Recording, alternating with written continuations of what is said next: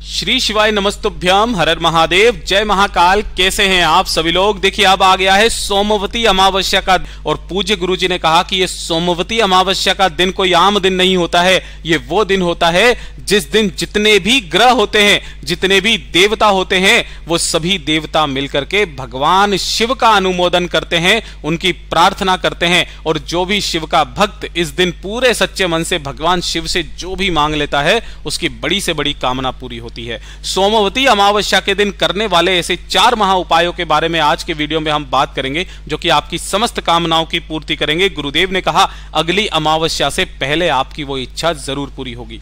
पूज्य गुरुजी की कथा से सुनकर के और समझ करके पूरे उपायों को बड़े ही आसान भाषा में आपको बताऊंगा, परंतु उससे पहले आप सबसे एक छोटी सी प्रार्थना। जो लोग पहली बार आए हैं चैनल को सब्सक्राइब जरूर कीजिएगा और वीडियो को लाइक करके देवादिदेव महादेव का कोई सा भी प्यारा नाम कमेंट बॉक्स में लिखना मत भूलिएगा। इस वीडियो में तो पहला उपाय होगा वो चावल और कपूर से करना होगा। दूसरा उपाय 7 अलग अलग पत्तों वाला उपाय तो आप सभी लोगों को करना है अपनी कामना की पूर्ति के लिए। तीसरा आपको तुलसी माँ का उपाय करना होगा और चौथा अन्नदान का उपाय करना है।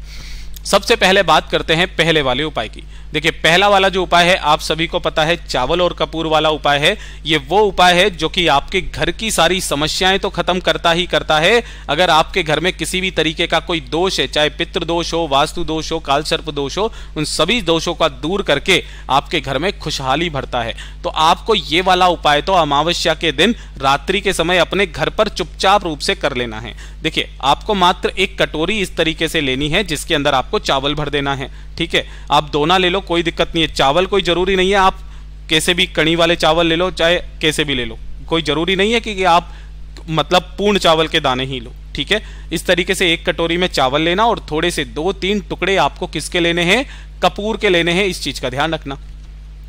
ये जो टुकड़े आपने लिए हैं, इन टुकड़ों को आपको इसी वाली कटोरी के ऊपर में रख देना है और रख करके आपके घर का जो मुख्य दरवाजा है, अमावस्या के दिन रात्रि के समय पर जब सूरज ढल जाए उसके बाद में, आपके घर की आरती होने के बाद में, आपके घर का जो मुख्य दरवाजा है इससे बाहर की तरफ आना और सीधे हाथ की तरफ में इस कटोरी को रख देना जिसके ऊपर आपने कपूर के टुकड़े रखे हुए हैं।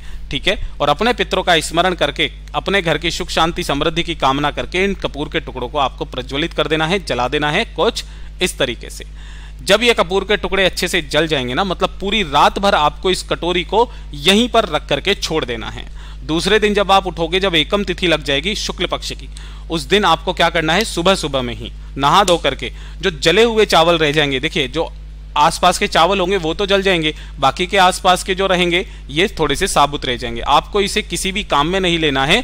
इन सभी चावलों को उठाना है और अपने घर की छत पर या घर के मंदिर में या किसी भी ऐसे स्थान पर या फिर आपके आसपास जो भी कोई ऐसा प्लेस हो जहां पर पक्षी आते हों, उन पक्षियों के स्थान पर इसे डाल करके अपने पितरों का स्मरण करके चले आ जाना। उसी दिन से आपके घर में धन की आवक होना स्टार्ट होगी, सुख शांति समृद्धि होगी, जितने भी दोष होंगे वो हमेशा के लिए खत्म हो जाएंगे। पूज्य गुरुजी का बहुत अद्भुत और अचूक उपाय है, जरूर कीजिएगा। और ये जो दूसरे नंबर का उपाय है जिसके लिए मैंने आपको बताया था कि ये वाला तो उपाय आप सभी लोगों को करना ही करना है। ध्यान से सुनिएगा, समझने की कोशिश करना कि अगर आपके घर में धन को लेकर के समस्याएं बनी हुई है, पैसा बिल्कुल नहीं आ रहा है, कर्ज चुकता नहीं हो रहा या कर्ज लेने की नौबत आ चुकी है, अनावश्यक खर्चे घर में बहुत ज्यादा हैं, आमदनी अठन्नी है, खर्चा रुपया है, धन को लेकर के जितनी भी समस्याएं हैं वो सारी की सारी समस्याएं आपकी इस उपाय से खत्म होती है, जो कि सोमवती अमावस्या के दिन किया जाता है। साथ ही साथ आपके घर की भी उन्नति होती है। पूज्य गुरुजी ने कहा मात्र 1 लोटा शुद्ध जल अपने घर का लेना तांबे के कलश में। ठीक है, इसी के साथ में आपको लेना होगा थोड़ा सा पीला चंदन। ध्यान रखना हल्दी नहीं है, पीला चंदन है ये, मैं इसीलिए यहां पर लिख भी देता हूं। 1 चुटकी आपको लेनी होगी काली मिर्च। अब काफी सारे वीडियो वाले बताते हैं 7 लेना, 11 लेना, नहीं, आपको थोड़ी सी 4-5 जितनी ले सको उतनी लेना और उसे पीस करके उसका पाउडर बना लेना। ठीक है ना। और इसी के साथ में आपको लेनी होगी बेलपत्र। कितनी बेलपत्र लेनी है, आपको गिन करके 7 बेलपत्र लेने हैं जो कहीं से भी खंडित कटे फटे ना हो। और इन 7 बेलपत्रों के अलावा आपको 7 पत्ते अलग से और चाहिए। ध्यान रखना, 7 तो आप बेलपत्र लोगे और इसके अलावा 7 अलग पत्ते, एक नीम का पत्ता ले लो, एक अशोक का ले लो, एक पीपल का ले लो, एक बड़ का ले लो, है ना, एक केले का ले लो, जैसे भी आपको लगे वैसे 7 पत्ते आपको अलग अलग वो लेने हैं। ध्यान रखना इन सभी पत्तों में एक पत्ता नहीं होना चाहिए जो तुलसी का पत्ता होता है। ठीक है, यानी कि टोटल 14 पत्ते हो जाएंगे, जिसमें तो 7 पत्ते तो होंगे बेलपत्र के और 7 पत्ते अलग अलग वृक्षों के होंगे। ठीक है, जो भी चीजें आपने ली है पीला चंदन, उसे आपको इसी कलश के अंदर डाल देना है। एक चुटकी जो आपने काली मिर्च पीसी है उसे भी इसी के अंदर डाल देना, और सारे के सारे पत्तों को भी आपको इसी के अंदर डाल देना है। इस कलश को अपने दोनों हाथों में लेना और अपने दोनों हाथों में लेकर के आपका जो घर है उस घर में, पूरे घर में आपको श्री शिवाय नमस्तुभ्यम मंत्र का स्मरण करते हुए पूरे घर में घूम जाना, बाथरूम और शौचालय को छोड़ करके। पूरे घर में घूमने के पश्चात आपको इसे लेकर के पहुंच जाना है भोलेनाथ के मंदिर में, शिवलिंग के पास में। हो सके तो एक दीपक जरूर देख लीजिएगा, ले लीजिएगा, और उसके पश्चात जैसे ही आप यहां पर पहुंचोगे शिवलिंग के पीछे उत्तर दिशा की तरफ मुख करके खड़े हो जाना। अब यहां पर उसे चढ़ाने का तरीका ही बिल्कुल अलग है।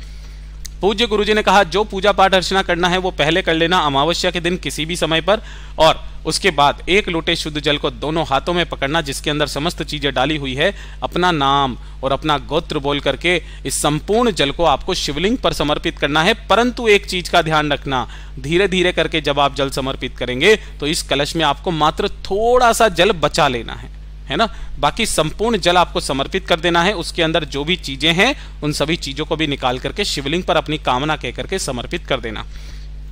2 मिनट वहां पर बैठ करके बाबा से निवेदन करना, कामना करना, और उसके पश्चात जो कलश में जल बचा हुआ है इसे लेकर के आपको आना होगा शिवालय की चौखट पर। इस शिवालय की चौखट पर खड़े होकर के अगर आपके पास में दीपक है तो गाय के घी का गोल बाती का दीपक यहां पर प्रज्वलित करना, और जो बाकी का जल है वो अपनी कामना कहते हुए शिवालय की चौखट पर यहां पर आपको छींट करके वापस घर की तरफ चले आ जाना है। बस एक चीज का ध्यान रखना कि आपको पीछे मुड़ करके नहीं देखना है।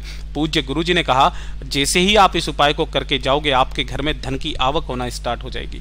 पूज्य गुरुजी का बहुत अद्भुत और रोचक उपाय है, जरूर कीजिएगा। बात करते हैं तीसरे वाले उपाय की।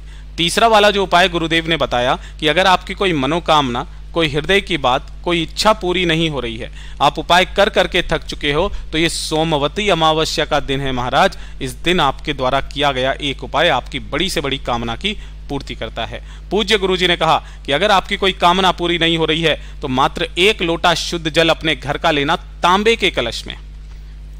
इसी के साथ में एक बेलपत्र लेना होगा जो कहीं से भी खंडित कटा फिटा ना हो, और गिन करके आपको लेने होंगे 21 मंदार के फूल, है ना। इससे कोई कोई मंदार के फूल भी कहता है, कोई आंख के फूल भी कहता है, जो ये नीला गुलाबी फूल होता है, इस तरीके का आपको मंदार के फूल लेने हैं गिन करके 21, ठीक है। और एक चुटकी लेने होंगे आपको काली तिल। अब ध्यान से सुनिएगा, ये जो काले तिल लिए हैं इन काले तिलों को केवल आपको इस वाले कलश में डालना है और कुछ भी नहीं डालना। इस काले तिल वाले जल को, एक बेलपत्र को और 21 आंख के फूल को लेकर के पहुंच जाना भोलेनाथ के मंदिर में शिवलिंग के पास किसी भी समय पर। उत्तर दिशा नॉर्थ डायरेक्शन की तरफ मुख करके खड़े हो जाना। सबसे पहले आपको यहां पर बैठ करके जो भगवान से अनुमोदन करना है, विनती करना है, जो पूजा पाठ करना है वो कर लेना। उसको करने के पश्चात आपको सबसे पहले करना क्या है वो चीज ध्यान से सुनिएगा। जो आपने एक बेलपत्र लिया है उस बेलपत्र को अपना नाम और गोत्र बोल करके, कामना कह करके भगवान शिव की शिवलिंग पर ऐसे समर्पित करना कि डंडी जलाधारी के तरफ में रहे, बीच वाली पत्ती का मुख आपकी तरफ में रहे। और उसके बाद जो आपने काली तिल का जल लिया है उस काली तिल के जल को श्री शिवाय नमस्तुभ्यम मंत्र का स्मरण करते हुए संपूर्ण जल आपको शिवलिंग पर समर्पित करना है इसी बेलपत्र के ऊपर में। जल समर्पित कर देने के पश्चात आपने जो 21 आंख के फूल लिए हैं उन 21 आंख के फूलों को अपनी कामना कहते हुए श्री शिवाय नमस्तुभ्यम मंत्र का स्मरण करते हुए इस जलाधारी पर आपको आंख के फूलों से सोमवती अमावस्या के दिन भगवान शिव की शिवलिंग का श्रृंगार करना है। गुरुदेव ने कहा कि जो व्यक्ति सोमवती अमावस्या के दिन भगवान शिव का शिवलिंग का श्रृंगार मंदार के पुष्प से करता है, मेरा बाबा उसका श्रृंगार, उसकी कामना पूरी करके करता है।